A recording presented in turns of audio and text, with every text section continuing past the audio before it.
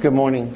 We gave you a few extra minutes before we decided to start because the morning session ran over for a little bit, so we decided to delay it a little bit and let you get started. My name is Craig Garrett, and I am actually the Eastern Regional Manager for Loislaw, the law school division of Loislaw, which is now part of Aspen Publishing, which is a part of the family of Wolters Kluwer's companies.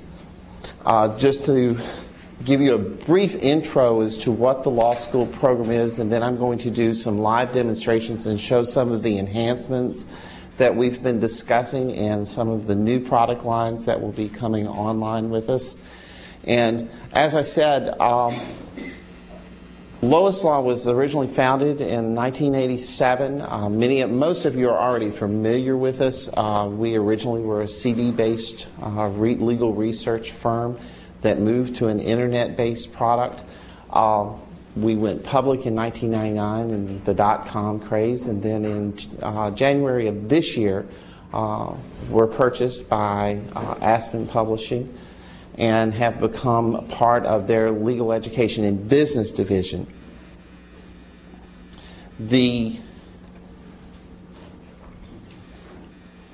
What we're doing is we provide, the law school division is providing an online legal research product at no cost to law schools for their use for faculty, for staff, and for students. And what the databases contain primary at this time are statutory law, case law, administrative law, court rules, other primary authority from all 50 states and the federal databases, in its exact copies of the duplications, as we say, of the original law. The product also includes several enhancements that are currently on the site, one of which is Global Site, which is the Loislaw Citator service, which provides a site checking function.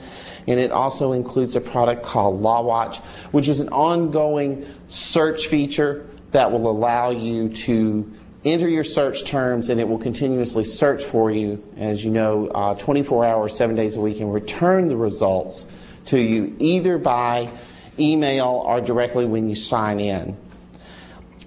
The question we always get is, why do I need to teach another legal research service? Why the duopoly that's out there? My students are learning it. Our school buys the time in paying for their service and tries to ensure that the students are well trained. And so we, 2 years ago, decided that we would reach into the law school market and provide the service at no cost to the schools and try to develop the benefit. And the main reason we wanted to teach students that there was another available resource out there was to show that there was a low-cost alternative that provided them, especially for students who went into smaller firms or even into a solo practice or worked for a nonprofit that could not afford a high-cost service or had to do it piecemeal. And so we were showing that we had always reached into a strong market share of those low-cost people who were looking for a low-cost provider. But so we decided that we would try to address some of the problems. Many of us came from an academic background or from a librarian's background, and so we tried to address some of the problems that schools had expressed with the services that were out there. So in the law school program, we allow the self-administration of passwords. What that is that we provide the school with an access code, one single access code. And then the student, the faculty, or the staff member creates their own login and password. So you no longer have a reference or circulation librarian sitting there as the students come up and say, I forgot my password, can you find it for me? They have their own, they create their own, and it's their responsibility to keep track of it. If they lose it, there's an 800 number for them to call, or they can actually re-access it online. We provide 12 months of continuous service.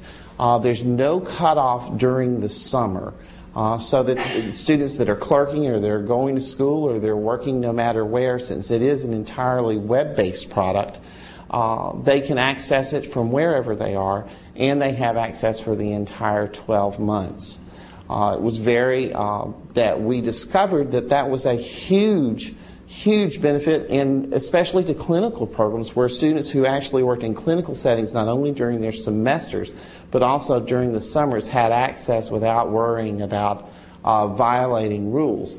That brings me to number 3, which is we had no restrictions as to its use. There was no restrictive covenant placed on the school, placed on the students as to when, where, and how the service could be used. As I told this past year, I did substantial training in the Southeast at several schools. And as I told the students, you know, if you can go into a situation and provide a service, you just increased your value to that company or to that attorney. If you can actually do legal research at no cost, you're not using their service they're paying for. You can provide it at no cost. You just became a marketable value to them because you're doing it at no cost to them. We had no problems with that. We wanted to encourage the use. We also decided to provide the service for 6 months after the date of graduation. At the time they register and create their login and password, the student enters their approximate date of graduation, month and year. So we hope that they make it that far. They can go in and change it.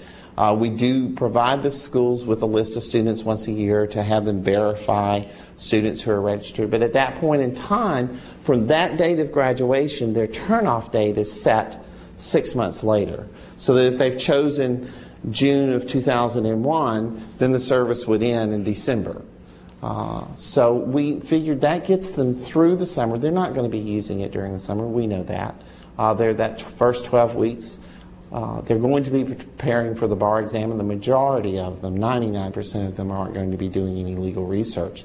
But for those students that after the date of the bar exam and until the time that they find whether they've passed or not and either are not working or needed an additional service that they could have, we figured this was something that may benefit them. So the turnoff comes 6 months after the date of graduation, and then any time within that 6 months up until the time of turnoff, if they decide they want to buy the service, there's a 50% discount offered to the first year in their first year of practice.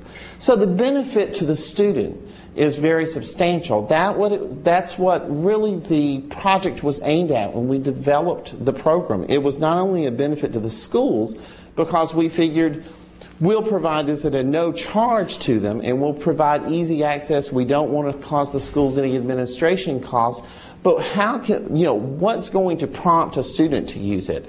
And like I said, those issues really we have found to be very, very important to the students. We have 172 out of the 185 ABA accredited schools that have signed up with the programs.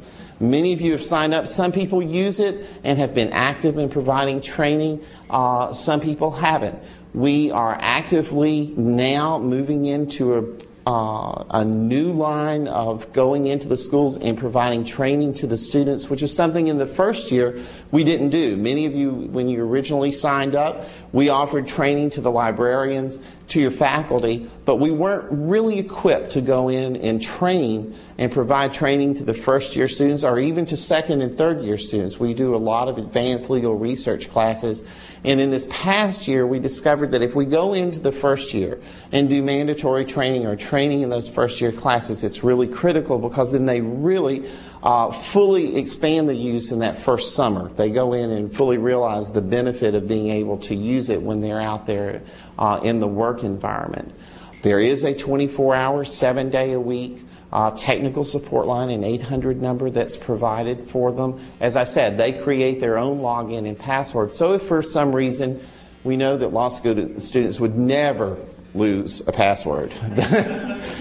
Actually, librarians would never forget their password. That's what somebody else told me. They said, don't just joke about the students. We all have them written down underneath the bottom of our keyboards. But that way, if they lose it and they can't remember it, they can either go online and do an online assistance as to finding it, or they can call the 1-800 number or 1-877 number and get their login and password they created. Like I said, relieving the administrative burden from the school. As I said, there are continuous enhancements and innovative changes that are coming as with the Aspen purchase. As you know, the publications that Aspen handles and that are part of the Wolters Kluwer family in the greater view those issues are coming online. One of the frustrating parts of my job is I tell everybody, I said, I'm really excited about the takeover, and we've been very pleased with everything that's gone on.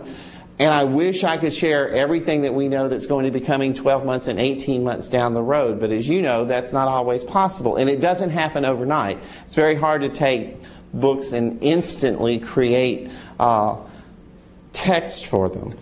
And just as a closing on this, before we go live, this was really what we came at the students with from the beginning. In addition to being the benefit to them that we provided, is that we were an accurate, comprehensive service, that we were up to date. We post everything now within 24 hours of receipt. Most Supreme Court opinions, both the federal Supreme Court, of course, goes up within the first hour to 90 minutes. Most state Supreme Court decisions now go up within 90 minutes to 2 hours.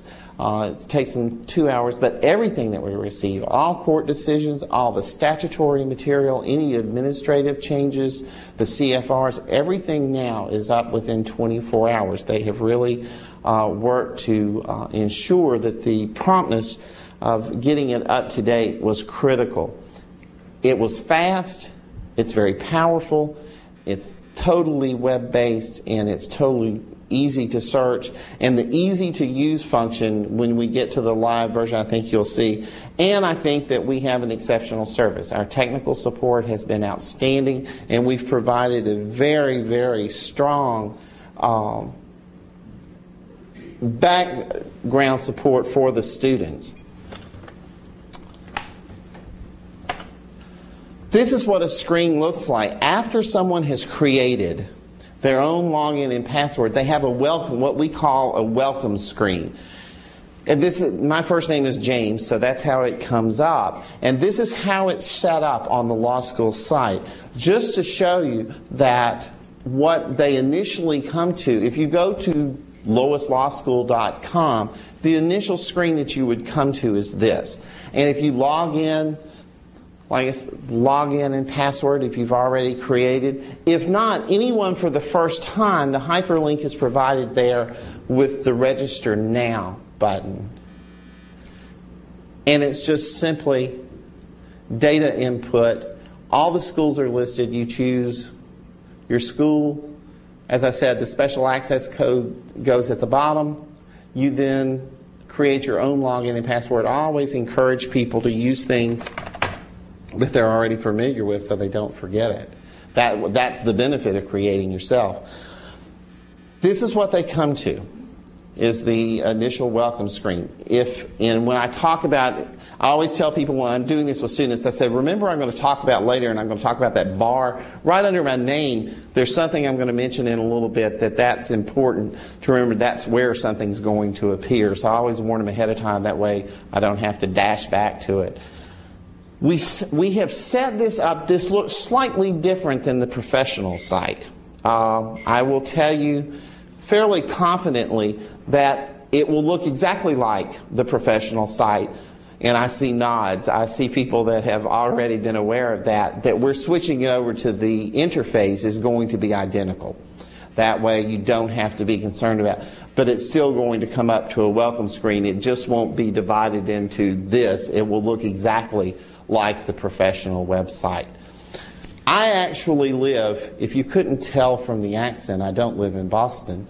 I actually live in Alabama. So the way mine is set up is that my state The databases that are contained within, you saw it was my state databases. It's set up for the student for where they go to school. So if your location is in North Carolina and your students register from the school, no matter if they live in Virginia, Rhode Island, or Washington, their state is going to be North Carolina because that's where the school is located. I've had students who we have the ability to switch that setup.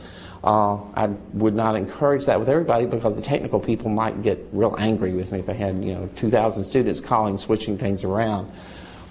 But as I said, we publish case law, statutory material. I always like to use, I continue to use the Alabama example because we do have administrative law from Alabama and many of the court rules. As I said, we were founded for one reason, and that was from a practicing attorney's standpoint. And that was very critical to stress to our academic librarians and that people in law school was you're going to see databases on here that you may not feel are critical to your teaching and may not feel that you would utilize in a teaching capacity. But if a student is out in the real world and in the practicing world and is providing a service to an attorney and they're trying to figure out the exact rules or jury instructions or anything that a practicing attorney may find very helpful, we've attempted to post that on the website. The other thing that's been sort of nice that we were small enough, and even after the takeover, that if attorneys specifically request something, I just had a number of requests from both academic and from private firm librarians in North Carolina to add North Carolina jury instructions to the website. So we're in the process of doing that. But as you see, we have orders, we have rules that are all contained within the separate databases. Just to show you how we teach the students in a very simple, straightforward 4-step process, I told them, I said, you can learn any computer-assisted legal research if you just remember the 4 steps. I said, you choose what library or database you're going to, it doesn't matter what service you use. I can go in and teach any of them. Because if you just remember, you have to choose a database or choose a library, whatever anyone calls it. You create your search term.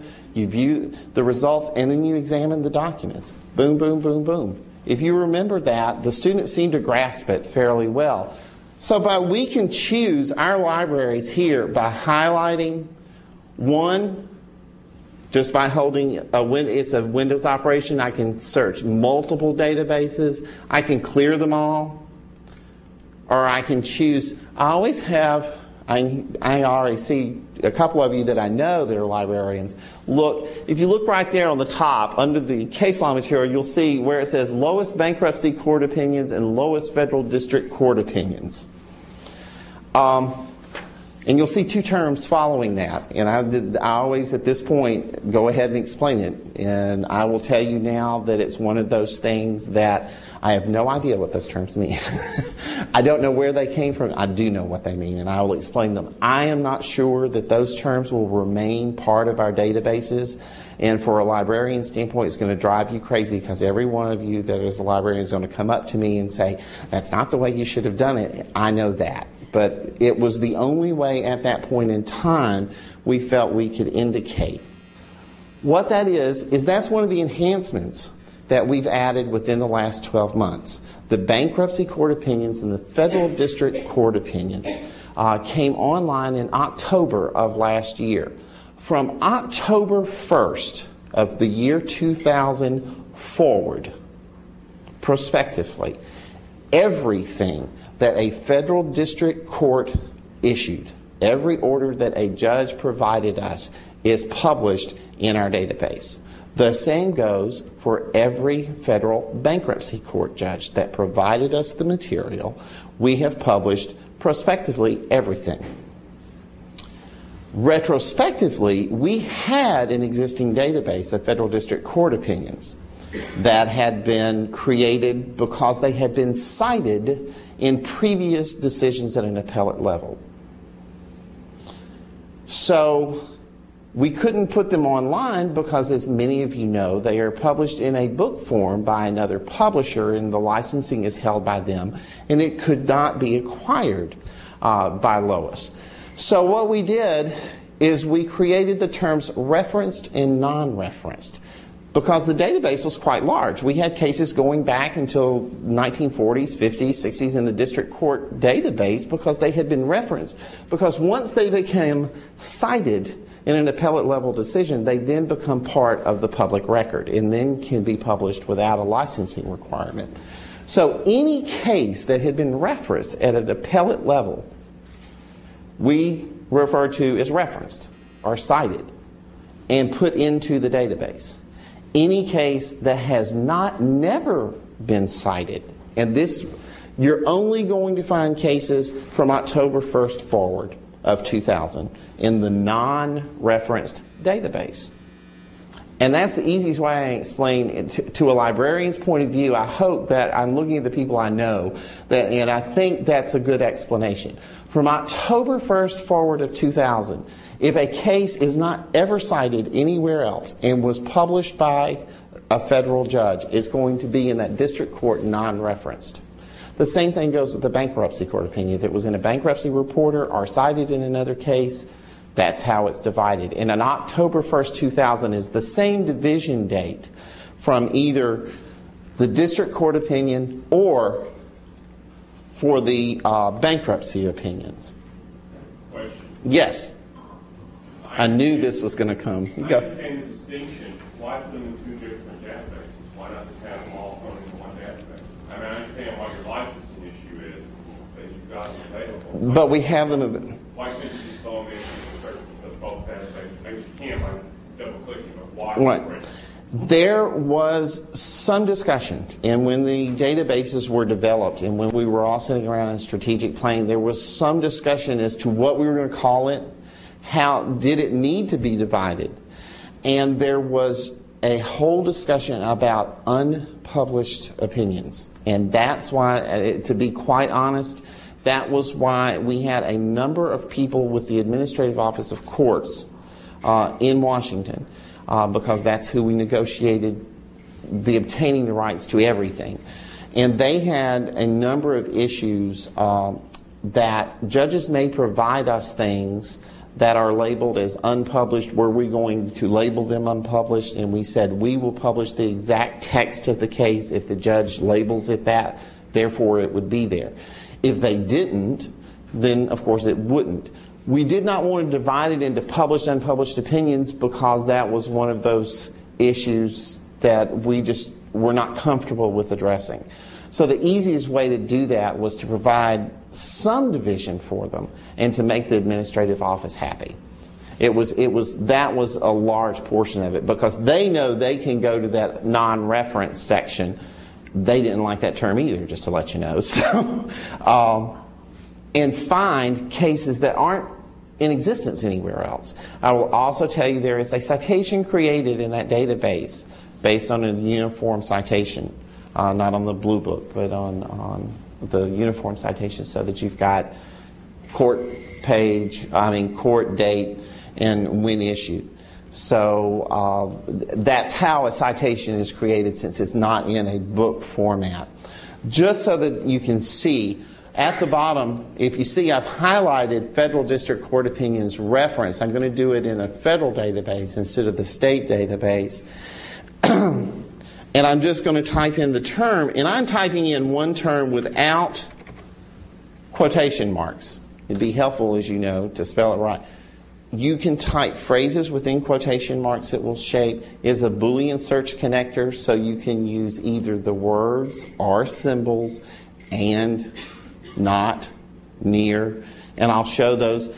All you do, it's on the same screen. I've chosen the library, I've created my search term, and I click search, and it runs the search term.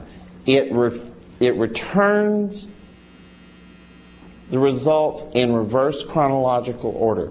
The most recent case first that's been published backwards. As you can see, they come up in reverse chronological order. When I click on it, it saves the original window. It will come to the point in the case where the term felony murder was first used. It will not go to the header of the case. It will come to the place so that you can review very quickly as to whether the case is applicable to what you're researching.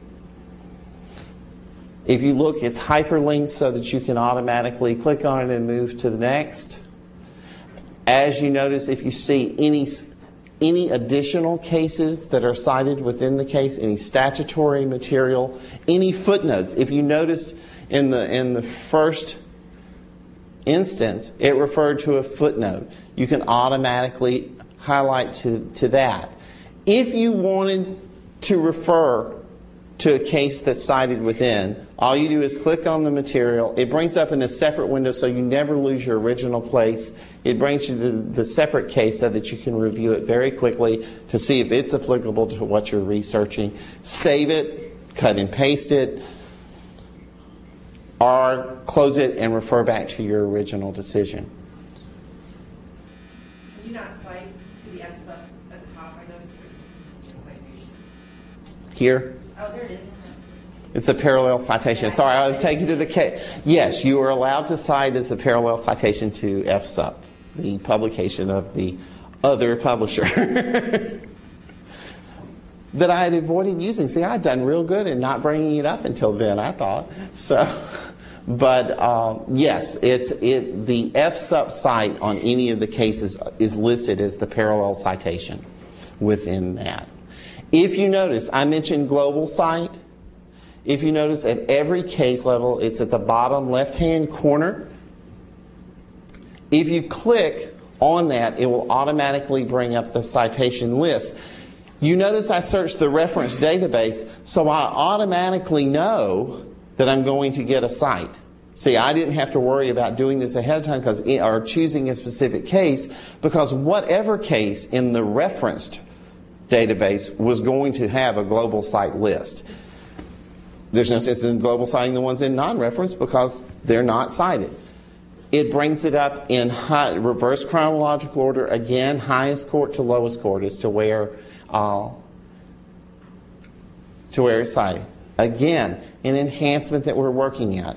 The people who are familiar with us that we've done training with in the schools always say, well, this is great. You've provided a site checking service, and what if I get 1,050 documents? What am I supposed to do with it? Am I supposed to go through and note? Because if you note, it doesn't tell you the treatment of the case. There's no indication. We are working on that. That is one of the enhancements that we're working on with Global Cite, to improve the functionality so that you can see in some manner the treatment of a case. I can't tell you what it's going to be, but hopefully very soon that will be something that's addressed. Because like I said, you've got 4 cases here that were cited, so it'd be very easy to run through them and see the treatment of the case. Whereas if you had 1,050, it becomes a whole different issue. The other product that I wanted to talk about very quickly, because I see I'm running over, is Loislaw Watch. Remember when I told you at the top underneath my name? The easiest discussion I can make on Loislaw Watch is I can save that search term, any search term that you're using. This is where I work with the clinical students really heavily. If they're researching specific cases and they need to do constant research, they save the search term. If it's something critical, the example I use is from Florida. If they're working on capital crimes and death penalty cases where they need to keep up to date on any releases or any decisions that come through the 11th Circuit, or even from the 5th Circuit to see if they can refer back, they can create a Law Watch, save it, and then choose how the results are going to be returned to them. If it's a non-critical issue, they're doing eminent domain cases, it will return the results there under your name. It will say your saved Law Watch number, or whatever you title it, has returned 4 new results. Would you like to view now? Click here. And it will automatically take you to the 4 results. If you choose to have it returned by email, it will, as soon as the decision is posted and Law Watch hits on it, it runs all the time, so you don't have to be signed on. It will send you an email to your email address saying, your Loislaw Watch search on capital death sentences just returned one new case from the 11th Circuit. Please click here. And it will bring you to the screen to sign in and get the case. Yes. As a citator, so like kind of like key cite alert, where you could put in words. Yes, you could put in a case name, and in fact, I've had people place the case citation very specifically so that they can see if it's cited and it will return. So yes, you can use it as a cite checker, a cite return to see if those cases are cited in another decision. Any other questions? I'm not doing, like I said, I'm running sort of over, but I wanted to provide an opportunity. Oh, okay. So then I'm doing good. Yes? Two different questions. Yes. One is there a possibility that you could develop some kind of a poster that you could send out so that we can advertise the availability to our students? Absolutely. If you will, if you know, there's several different things we now have the capacity to produce that we, let's say, didn't have the capacity to produce before. One of the things is the quick reference card that you saw downstairs. If you've got those that we produce specifically for the students, we have a laminated poster that's about this big. It's the size of a poster board that has, it's side by side. It's the quick reference card. I've got a number of schools that like that to post in their lab. I also have posters that can be laminated and placed up and say, your access code for Loislaw is, because they posted that in the labs because the labs are closed to everyone but students. So that was not an issue with those. So we can provide any of those materials as long as we know I may not can get it to you today, but usually within a week I can get just about anything like that. Oh yes, and like I said, this fall and this spring you will see a very aggressive attempt by our people in the field to set up mandatory training. The schools will be contacted that have already signed up. The schools that haven't signed will all be contacted again, of course, but then the schools that have been participating will be contacted about having training for their first years, advanced legal research classes coming in and doing for. And we're not going to foreclose the training for librarians and faculty, because I still think that's critical to teach them the importance of why they need to talk about it, why a faculty member would allow us to do that. Since we are moving, I'll do a couple more searches, but more questions. Yes? Yeah, my second question is more philosophical. Where do you see the Aspen purchase taking you? Do you anticipate having secondary resources that are published by your parent companies available, and will that change the program so it's no longer free access, or Philosophically, and I'm going to qualify myself, because I will give you an opinion. I will not give you corporate policy because I don't make the corporate policy. I'll tell you what I know. I just flipped up, and that was why I'm glad somebody reminded me I was off on my time. This is the commercial site that we're going to be bringing in. One of the new enhancements that you probably have not seen, I didn't see it until last week because it was just posted, ties very closely into that. Yes, I believe that there will be substantial secondary materials placed on the site, both that are available, that are currently published by Aspen and Kluwer, and that can be licensed and acquired to put us more on a level of an academic research site. And since no one threw anything at me, I think that I'm pretty close on that. So I was looking to see if I got it. I think that's a close assessment. I can't say that it will occur in 6 months. I can't say that it will occur in 12 months. But my guess, in discussions that I've been party to and at least privy to what the outcome has been, the number of things that have been talked about have been quite impressive. And from an academic standpoint, that was one of the shortcomings of the site. Yes, we can teach our students, but you provide the primary material. If they're doing legal research for the academic world, what about our secondary sources that we need? Law reviews and law journals. I mean, it was one of those issues that was the first thing that I think I got hit with when I talked to somebody. And I said, that's one of those things we're looking at obtaining. That was a year and a half ago before an Aspen takeover. And I was quite honest at that point in time saying we were looking at it. Now I can say it's been actively looked at.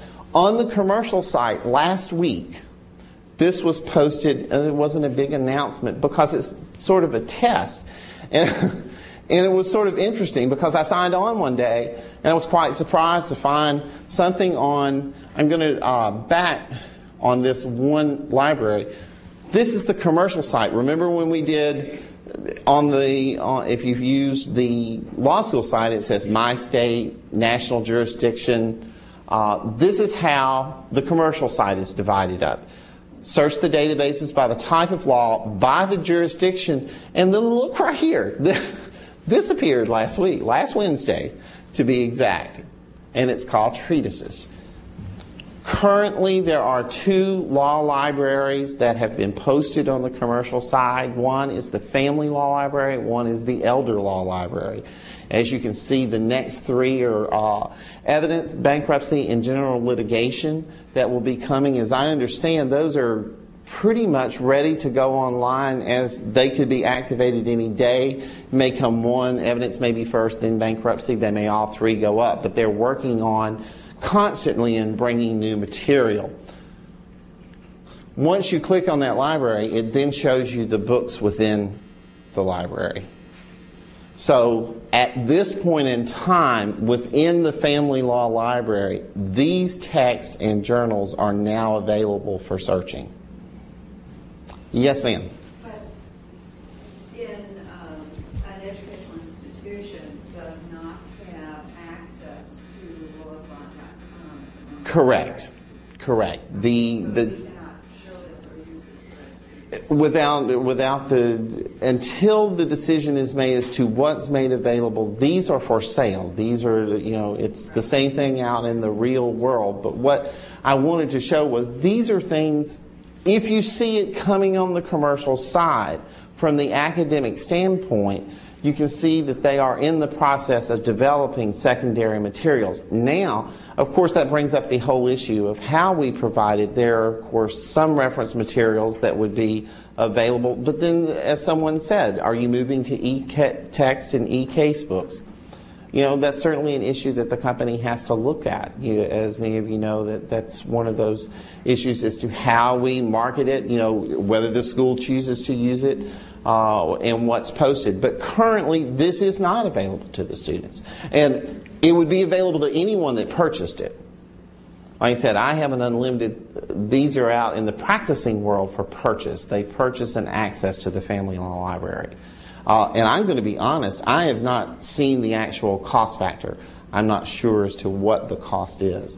And I'm usually I don't talk cost to people until they ask me. I said, I know the pricing of what we have out in the marketplace, but this is one product that I'll be quite honest. Yes, ma'am. Has your company considered possibly making these sites available for these faculty members at possibly some kind of an educational rate? Because those, I think that would be a very interesting marketing strategy, very frankly. Actually, I believe that's, I actually believe that's one of the considerations, because when the faculty sign in, we've even discussed the portion of giving faculty, limited access so that they can explore the opportunities as to whether they would want to use it, and an academic rate, both to the faculty and to the school. Whereas the school may want to use a specific reference text and buy access for, 300 students. And providing a special academic rate. So those are discussions that are by a special subscription. Exactly. And so it's one of those things that I'm sure, as this develops, like I said, this is an ongoing process. So, but I did want to show you that they are adding secondary material. And it's searchable, just keyword, site searchable. It's all hyperlinked, the same as the case law and same as the statutory material. So it is a new function for us from the Loislaw perspective. And certainly from the academic perspective, it plays in because Aspen publishes such a large number of legal education text and legal reference text. It's going to be, I think, very prominent in the law school market as it comes online. that answer that? And philosophically, I think, answer that without giving you the exact corporate line. Philosophical agrees with my philosophy. Okay.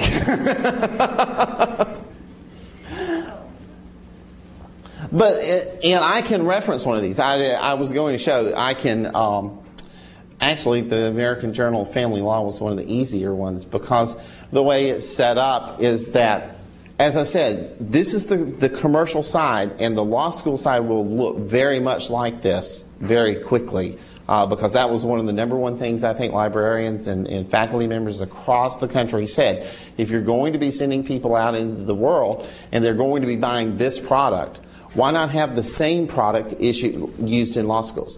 You know, the search was a little bit different. You chose a library differently. Why not make it exactly the same? We listened, and it's one of those changes that we're in the process of making. As you see, you can check currency. The table of contents, it brings up the exact table of contents so you can see what's on it. You can see the spring 2000 issue, and then it's listed by articles. So that just to show you how they posted it, it is searchable. The nice thing about that I've really felt excited about this is it doesn't require a separate e-text or an e-book reader. It's a web-based product that is fully searchable and fully linked within itself. So that was sort of the answer that brings me back to the commercial side, to saying, you know, on the commercial side, we have made the progress in bringing on the Aspen publications. So, and from an academic standpoint, I think you can see as we move forward and as we talk with specific institutions as to their needs, it will be one of those issues that we bring forward. So, how about any additional questions? Art and company-wide? Yes, ma'am. This doesn't relate to the commercial side. I'm curious how you get your opinions from the court and what process you go through to put them into your database. And if you do find an error that the court has made in the opinion, say, and citing another opinion, do you correct that? I mean, you're talking about exact duplication. Exact duplication we would never correct. We may put a note and say exactly from the court, but it becomes exactly the way the court issued the opinions. In answer to your original question, it varies. With the district courts, through the agreement with the Administrative Office of Courts, we receive in 3 different manners. Electronic download. Many of the courts now are providing us direct download every day. If opinions are released at 10 o'clock in the morning, they download them when they're released. Depends on how the clerk works. But so direct electronic download is one way. The second way that we've received is in print, and they mail them to us. And they ship directly. And I even have one state in which copies are made by librarians and they're mailed to us because the court did not agree to provide copies to us. They didn't provide copies to anybody. So we contracted with a state law library to make the copies and send them to us. And that's how we get it in acquisitions. Once it's received in our headquarters, in production headquarters, whether it's electronic, whether it's print, if it's print, it's scanned in on an OCR reader. It is then triple entered, however it comes.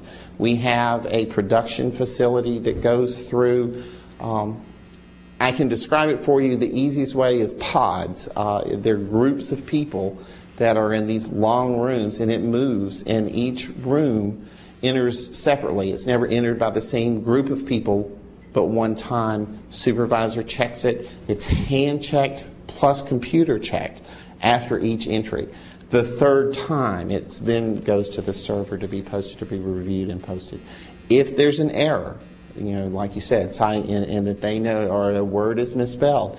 The word is misspelled in the text. And now there may be a note there, because you will find them notations there that as issued by the court, as noted by the court, as the court wrote, because they want to make sure that everyone knows. Because I've had people say that, in this certain case, this word was misspelled. And I said, if you look at the original decision, the word is misspelled. We don't correct it. So. But that's how it's received. And like I said, it really varies. I will say that the judicial branch and the judiciary throughout the country has been much, much faster in embracing technology than the actual profession. They tend to have been much more aggressive because some states everything is now electronic, which is quite nice. I mean, it makes it really nice for a publisher because you get the material so much quicker. So it may take a day to FedEx or overnight to us. So, yes, sir. What process do you go to editing in case the court changes something in its opinion? And alternatively, coming from a state where the Supreme Court likes to republish a lot of the appellate decisions, how do you handle those? And I will comment on the second part of the question about the depublishing of opinions.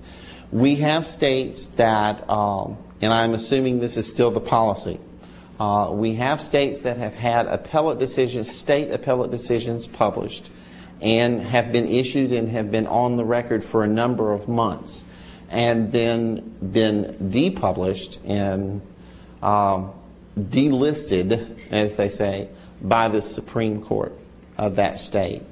The policy has always been, and I believe the policy still remains the same, is that there is a large notation made. The case is still part of the appellate database, but there is a large notation made at the top that on date certain, with the cite to the case that the Supreme Court issued, this case was unpublished or depublished by the blank state Supreme Court. When you do a global site, yes. Will there be an indication, or do you actually have to go through? You're going to have to go through. There's no notation as to the treatment of the case. Now, if you did a specific case citation and cited it, then that Supreme Court case that delisted it would come up and would be the most recent one, most likely would be the most recent, and even not would be high because it's reverse chronological order, highest court first.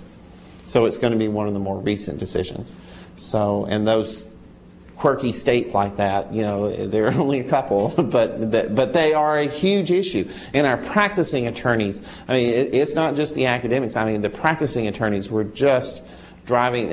It was critical to them to be able to access those materials and to exactly trace, you know, what was going on. They did not want. That was the question: is do the practicing attorneys want it removed? Do you not want it there? And by far it was 100% no. They want them there. They want to know that they're no longer a published opinion and the court has overruled it or has changed it, but they do want the opinion there. Yes, ma'am. What do you do about updating the statutory code? The statutory codes are updated within 24 hours of receipt from the legislature. The legislative bodies, the clerks or the state, the Secretary of State's office provides it to us. We have contracts with all 50 states that provide it directly to us. Many of them are now coming in an electronic version. And those are up hopefully within 24. We say 24 to 48 for statutory material. But we try to keep a constant ongoing process as to when the new codes are published and when the new statutory material comes out. I don't remember noticing, but is there at the top of your statutory sections a current as of? In the law school, and that was one of the major issues, on the law school site there is not a currency button. When you saw me push that, the new one will have the currency button where you push it and gives you the most current data. See, I see those nods. See, I've heard those before. So that was one of those issues that we did correct. Yes, sir. CCH is also a Walter for a company. Is there anything going on with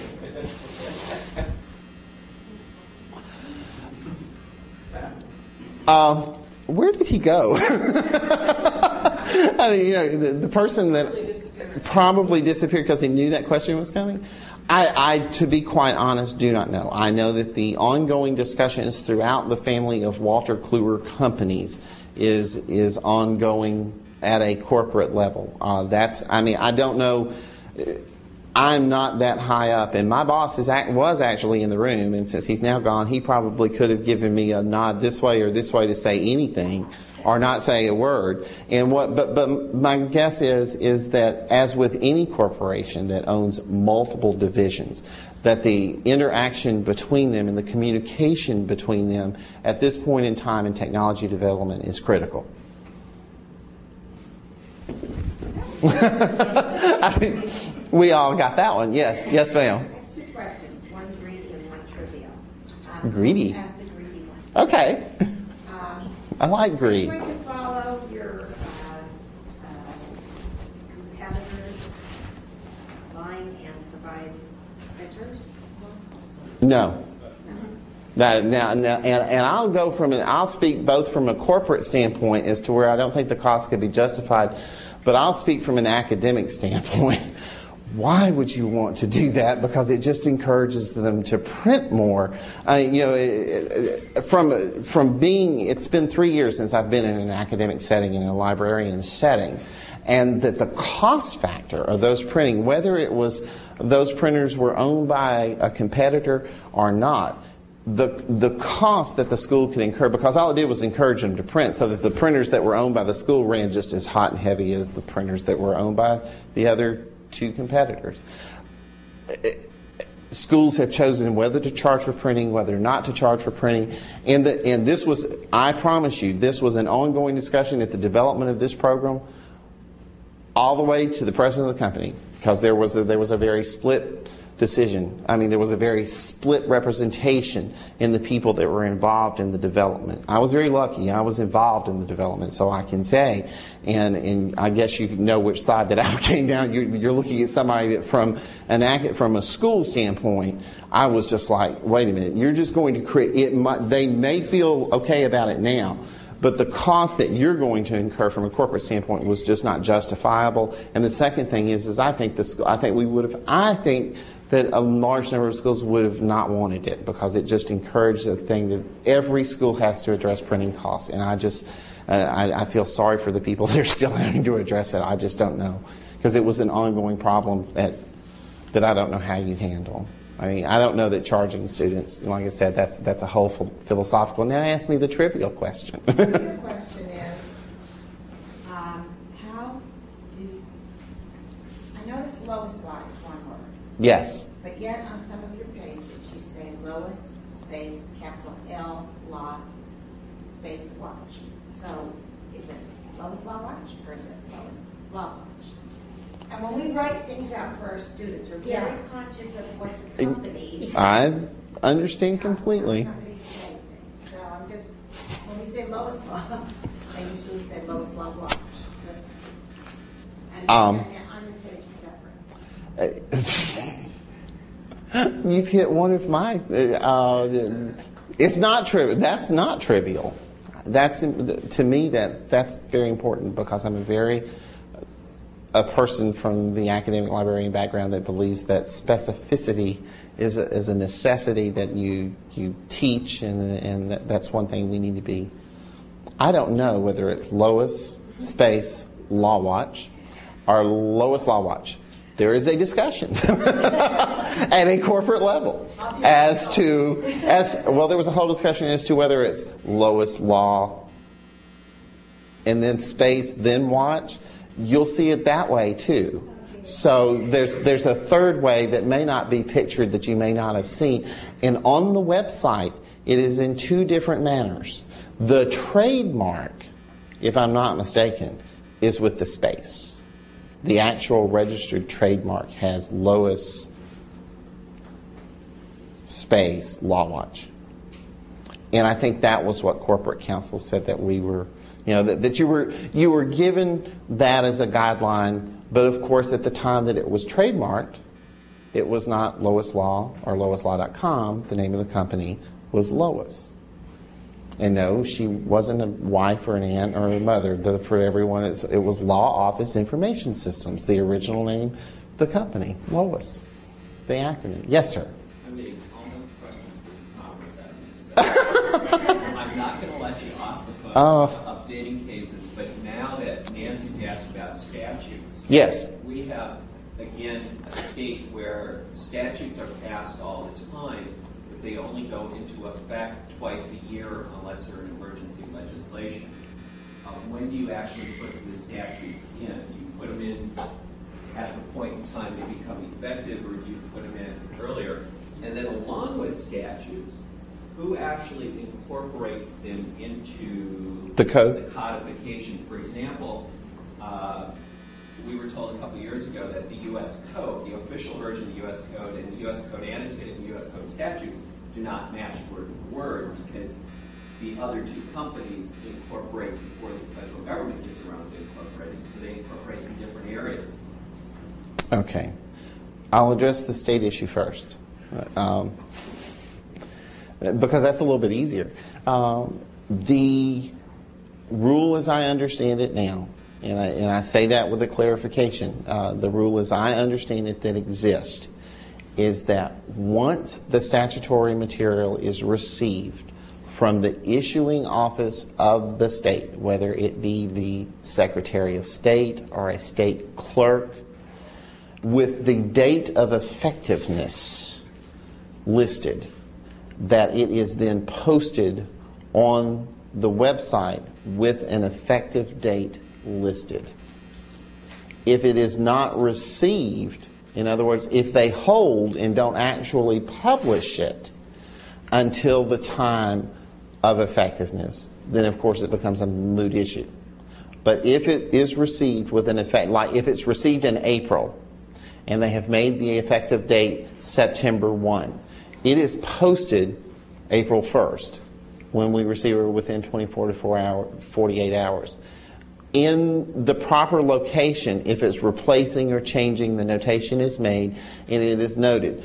The legislation was passed on, part of the legislative history, and then effective date is. And so that you know that the effective, so that it's not confusing to anyone, the effective date is listed right with the legislation. The U.S. Code. I probably can't give you a clear answer on that. The U.S. Code is provided to us by a contractor. I mean, we've contracted with somebody to provide us the most up-to-date version of the U.S. Code, which changes constantly, as we all know. It's one of those issues that has not been sufficiently clarified to my satisfaction to give you an answer. I guess it's one of those questions I've asked as from the academic standpoint, what do you do? and that answer has not been forthcoming yet. So, and I don't think, I'll try to give you an answer. I'll post an answer on a website, on Law Live or something once I get a clarification that I feel is accurate. How about that? Does that make sense? Yes, ma'am. Case updating? As far as what changes are made? As far as if a court goes back and corrects something, then the notation is made. It goes in and says that, it will say, depends on how the court issues it. In Alabama, I can say that there was a correction made, the case was completely replaced, and the court noted that there should be no notation made that this sentence was removed from the decision. And in both of our competitors' instances, the case was printed without that sentence there, because the Supreme Court noted and ordered that it was in error that sentence was there. Some others just strike and replace it. If they do, then it's noted that it's been changed by the order, and that because it's a separate order with a separate date. And so you have to note that. But it would appear, there again, it would appear in a global site check to see the original publication of the case, and then the second correction to the case. So when you ran global site, it would show up. That answer? Okay. Yes, ma'am. I saw a hand. Yes, ma'am. So one last question. Oh, that's the problem. How you view Quick-Law as a competitor? I don't. The stretch of the database, I don't view a lot of those. We've invested a tremendous amount of time and money in developing databases that go back to the early 1800s. And if someone like Quick-Law or Versus Law goes back 20 years, I don't feel like they're an accurate competitor. So we've strived very hard to develop the reach and the scope of the databases, and it's taken a long time. So no, You don't think they'll go back? I don't think they have the funding capacity to do that. So, any other questions? Thank y'all very much, and thanks for the great questions. I appreciate it.